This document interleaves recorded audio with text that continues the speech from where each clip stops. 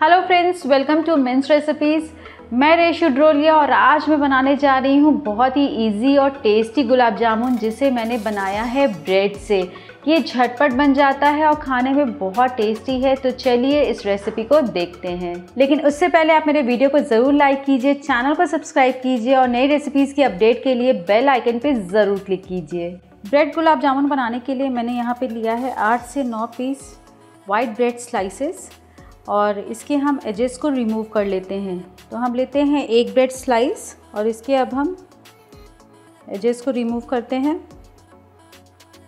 और बाकी सभी स्लाइसेस के ऐसे ही हम एजेस रिमूव करके रेडी कर लेंगे। तो सभी ब्रेड के एजेस कट कर लिए हैं और चलिए इसे हम ग्राइंड करते हैं। तो ब्रेड को हम रफली तोड़ लेते हैं और इसे हम डालेंगे जार में और अब इसे हम बंद करके बिल्कुल पाउडर की तरह ग्राइंड कर लेते हैं। तो ये मैंने ब्रेड को ग्राइंड करके इसका चूरा बना लिया है, आप देख रहे हैं।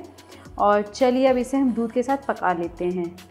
ब्रेड को थोड़ा सा कुक करने के लिए मैंने यहाँ पे 1.5 कप दूध लिया है और दूध को पैन में डालकर हम थोड़ा सा बॉईल कर लेते हैं। इसे हम कंटिन्यूस चलाते हुए सिर्फ जब तक उबाल ना आ जाए तब तक हम इसे पकाएंगे। दूध बॉईल हो गया है, आप देख रहे हैं। इसे हमें बहुत ज़्यादा बॉईल नहीं करना है। अब हम फ्लेम को लो कर देंगे और इसमें हम डालते हैं ब्रेड क्रम्स।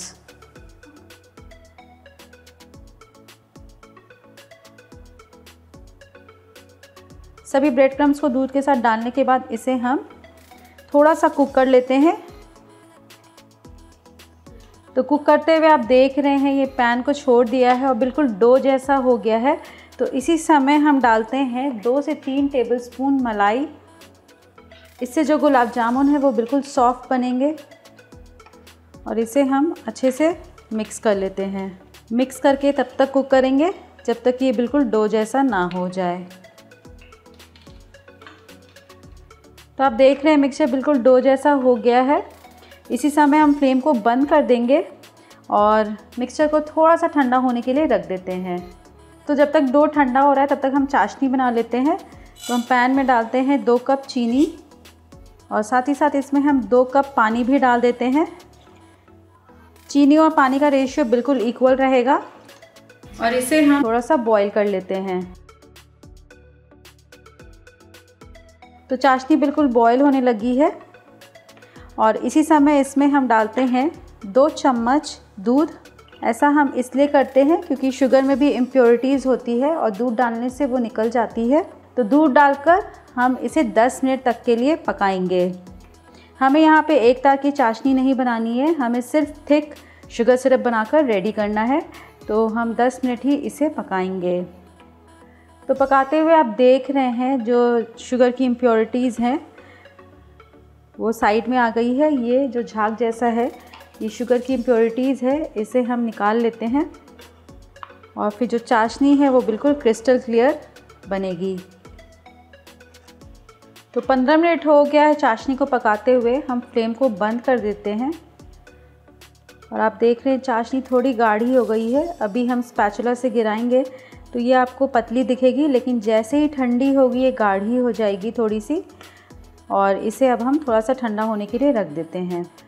तो ये डो बिल्कुल ठंडा हो गया है। अब चलिए इसके गुलाब जामुन बनाते हैं। तो गुलाब जामुन बनाने के लिए हम हाथ को घी से थोड़ा सा ग्रीस कर लेते हैं और अब हम लेते हैं थोड़ा सा पोर्शन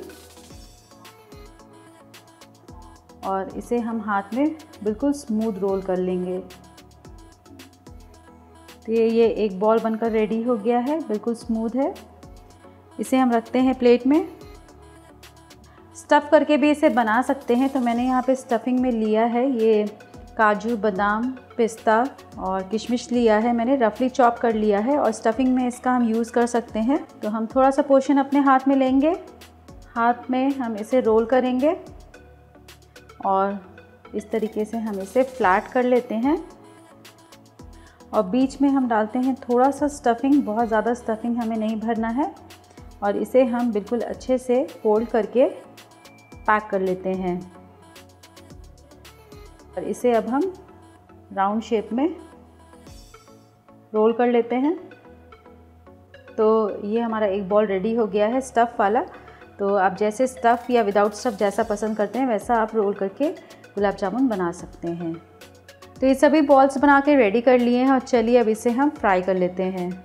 तो फ्राई करने के लिए मैंने यहाँ पे तेल लिया है, आप घी का भी यूज़ कर सकते हैं। और तेल थोड़ा गर्म हो गया, हमें ज़्यादा गर्म नहीं करना है, नहीं तो जो गुलाब जामुन है वो अंदर से कच्चे रहेंगे। तो थोड़ा सा गर्म तेल है और अब इसमें हम डालते हैं गुलाब जामुन।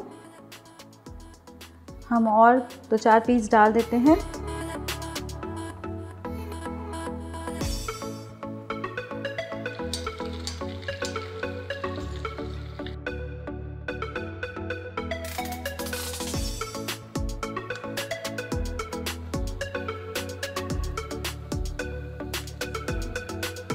ये मैंने फ्राइड ब्रेड बॉल्स को डाल दिया है चाशनी में और इसे हम बिल्कुल अच्छे से सोक होने देते हैं। 15-20 मिनट हम इसे ऐसे ही चाशनी में रहने देंगे।